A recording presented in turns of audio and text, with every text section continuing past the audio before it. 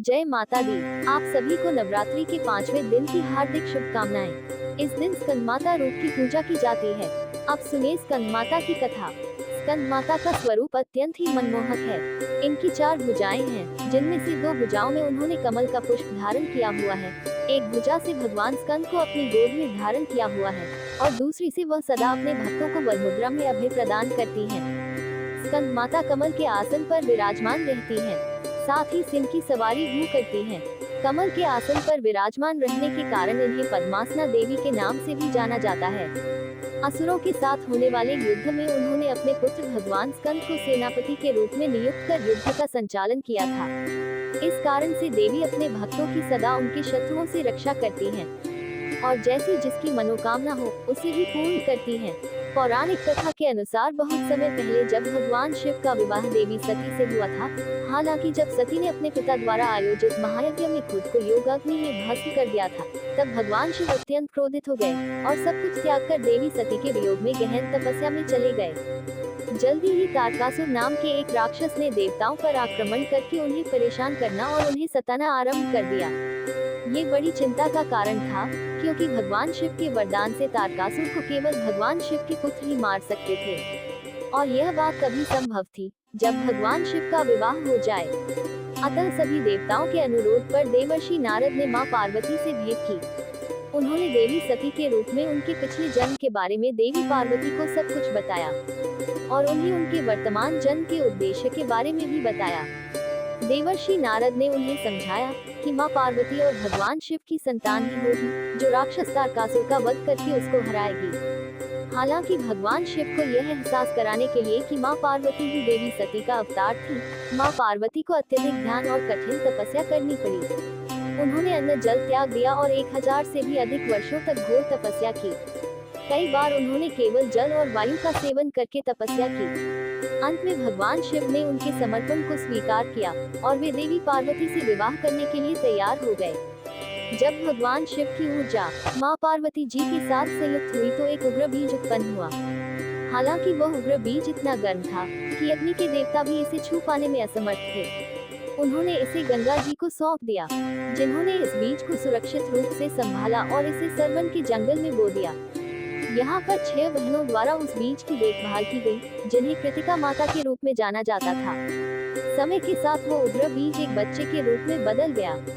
क्योंकि कृतिकाओं ने उनकी देखभाल की थी, इसलिए उसे बच्चे को भगवान कार्तिकेय के रूप में जाना जाने लगा। जल्दी ही भगवान कार्तिकेय को देवताओं का सेनापति नियुक्त किया गया। उन्हें तारकासुर को हराने के लिए विशेष अस्त्र शस्त्र प्रदान किए गए। कार्तिकेय जी ने अर्थात स्कंद भगवान ने तब तारकासुर के साथ एक भयंकर युद्ध किया और अंत में तारकासुर को मार डाला और इस प्रकार उन्होंने देवों के अधिकार फिर से उन्हें वापस प्रदान किए। क्योंकि कार्तिकेय जी का जन्म एक गर्म बीज से हुआ था, इसलिए उन्हें स्कंद के नाम से जाना जाने लगा, जिसका संस्कृत में अर्थ होता है उत्सर्जक। और उनकी माता मां पार्वती को स्कंद माता के नाम से जाना जाने लगा। देवी स्कंद माता की यह कथा मां और पुत्र के रिश्ते का भी प्रतीक मानी जाती है। जब भी भक्त स्कंद माता की पूजा करते हैं तो उनकी गोद में विराजमान उनके पुत्र भगवान स्कंद की अपने आप ही पूजा हो जाती है। इस प्रकार भगवान स्कंद की कृपा के साथ साथ भक्त स्कंद माता की कृपा का आनंद भी लेते हैं। अगर कोई भक्त बिना स्वार्थ के उनकी पूजा करता है, बिना किसी कामना को मन में रखकर माता की पूजा करता है, तो देवी स्कंद माता एक सच्ची माँ की तरह उन्हें शक्ति और समृद्धि का आशीर्वाद तो देती ही हैं, साथ ही सदा उनकी रक्षा भी करती हैं। माता की गोद में विराजमान भगवान स्कंद हमेशा बाल रूप में ही क्यों रहते हैं? वह कभी बड़े क्यों नहीं होते? इसके बारे में भी एक कथा प्रचलित है। कहते हैं कि ऐसा एक श्राप के कारण हुआ था।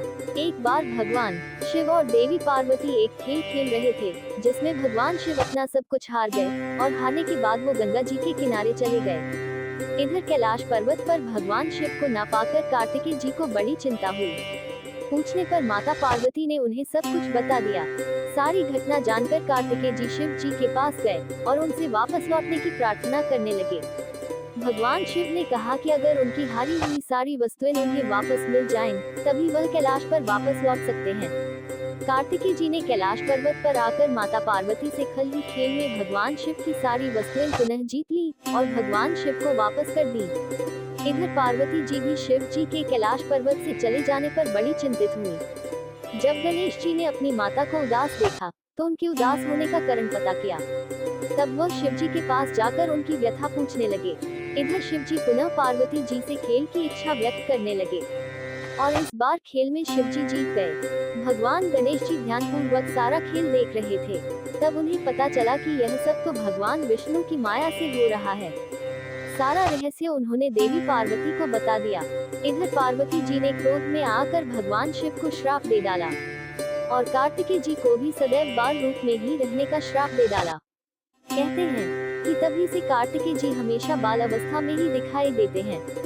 हालांकि इस खेल में हार जाने पर भगवान शिव को देवी पार्वती ने जो श्राप दिया था, उसके अनुसार गंगा जी की धारा का बोझ सदैव भगवान शिव के मस्तक पर बना रहेगा। देवी पार्वती ने साथ ही साथ देवर्षि नारद को भी श्राप दिया था कि वे कभी भी एक स्थान पर टिक नहीं सकेंगे और उन्होंने भगवान विष्णु को भी श्राप दिया कि रावण तुम्हारा शत्रु होगा और रावण का विनाश विष्णु जी के हाथों ही होगा। इस प्रकार से देवी पार्वती जी के द्वारा दिए गए श्राप सभी को भुगतने पड़े। ये थी स्कंद माता की कथा।